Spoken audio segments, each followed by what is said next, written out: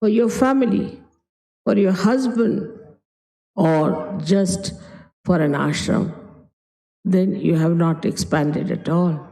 You have not done any duty towards your Guru. Of course, as soon as you take to this principle, you develop so many qualities within you. The first you develop is wisdom. Because you realize where you are going wrong, why this is not working out, why there's a problem, why your creativity doesn't act. It becomes evident to you, obvious to you, and you start learning. And wisdom comes to you and you understand. Wisdom is when you realize your mistakes and rectify them. And with that, you develop the balance, the understanding, how to deal with another personality. I always tell the story of a car, that there's an accelerator and also there's a brake. You have to use first both of them without understanding what is it. Still you are not a guru. You are not even a driver. Then when you know, then you automatically drive, then you are a driver. But still the master is sitting behind. So now you have to become the master. And when you become the master, you can balance the vehicle and you can see the driver, accelerator, and also the brake. And you can manage it just in a very simple manner. So this Guru principle is limited and goes on increasing its limitations, like the horizon. As you start growing into more creativity, the more people you create. And the central point of this one is the Nabi, is the center, which like a big pivotal point on which the whole of this movement takes place. Nabi chakra, as you know, you get it from your mother, begin with. So a guru has to be the mother. He must have the qualities of the mother, not the modern mothers, but in the real sense of the word. That a guru has to love her children and has to have strength and courage to correct her children. And the earnest desire should be to put the children onto proper lines, to guide them and to help them to rise. So the first nourishment comes to us even when we are in the womb of the mother, through the mother. And so you are the mother, though you may be a man or a woman, but in quality you are the mother. And whatever you think or whatever you do has an effect on the child. The way you behave, the way you talk, the way you live, everything has a bearing on the development of the child. In the same way, when supposing a Sahajogi who is trying to give realization is a hypocritical person, if he is a wrong type of a person, if he does not respect his own guru, the children behave the same manner. And they take wrong things much faster. They see to wrong things first. So you have to be perfect in your behavior. towards your own guru. You have to respect your own guru in a full way. Complete surrender to your own guru is important. Then they will see how you have treated your own guru, and that is how they will treat you. If you don't treat your guru with that respect, with that understanding, with that surrendering, then don't expect your children or the people whom you are guiding are going to respect you. So this guru principle within us has to be like a great sage or a great seer who is above the normal mundane people and sees the things in a proper perspective and delivers the proper understanding of all this perspective he sees to his disciples, doesn't give them distorted or wrong ideas. Now, one may say that, Mother, how is it that the love we can express and also tell them the truth?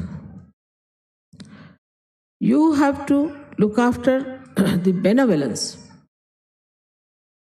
hitam. You have to look after the benevolence of your disciple. It may appear that he may not like what you are telling that person today, but a day will come when he will think, thank God your Guru has corrected you and has put you on the right path. If the goal of the disciple is not to ascend, is just to be there for some sort of a purpose, then it's better not to have such disciples.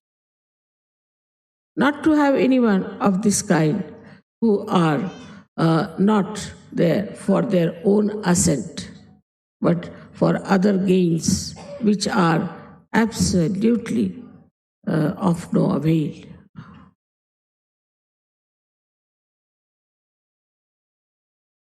This question arises sometimes, how to love? It's a very funny question, that we don't know how to love human beings.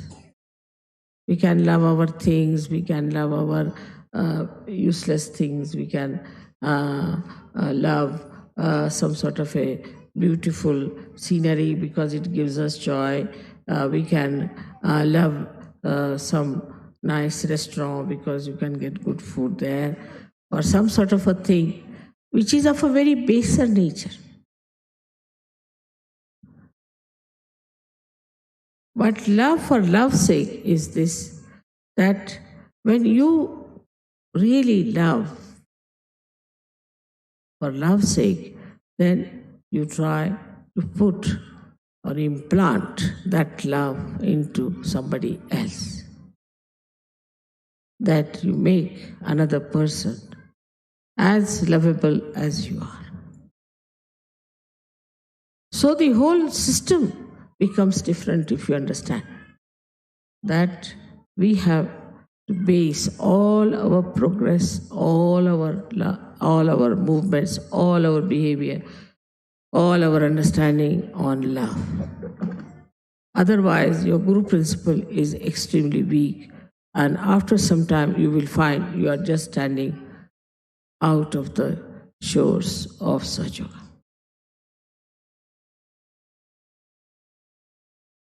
Anybody who is attached or biased and has conditionings cannot become a guru. Cannot. Because even if he becomes so-called, all those things will be reflected in that person. Or say if he is very full of ego, thinks no enough of himself and thinks that I am a great guru, that ego also would be expressed. Supposing such a guru talks too much, also the disciple the same style. If he is a quiet type, you find the disciple the same style. So we reach a conclusion that first we must develop our own Guru principle. If we cannot develop that, it is no use doing any Guru Puja, because it is just temporary.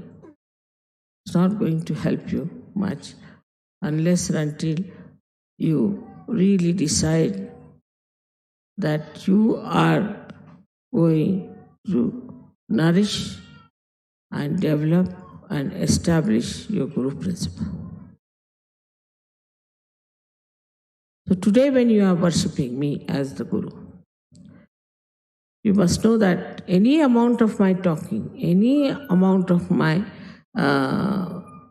giving you blessings or anything is not going to work out unless and until we really develop our own Guru principle and the depth. Because a Guru makes his disciple cross the Bhavasagar. He's like the boat who takes his disciples and crosses with love and with proper direction. That has to be with all of you. As it is, you are all realized souls. And as I have told you, are all angels. But if you do not establish your Guru principle, you know of angels how they have fallen down and gone forever. So be careful. It's easy to be an angel, but difficult to maintain it. It is difficult to be the gods and goddesses, but easy to maintain it.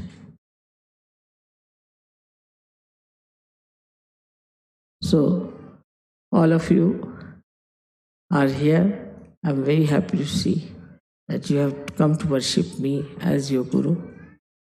And I would expect that my children are after my own image, that my image should be such that my children should feel that oneness with my image, and I should be a proud mother of so many children who have come from so many countries.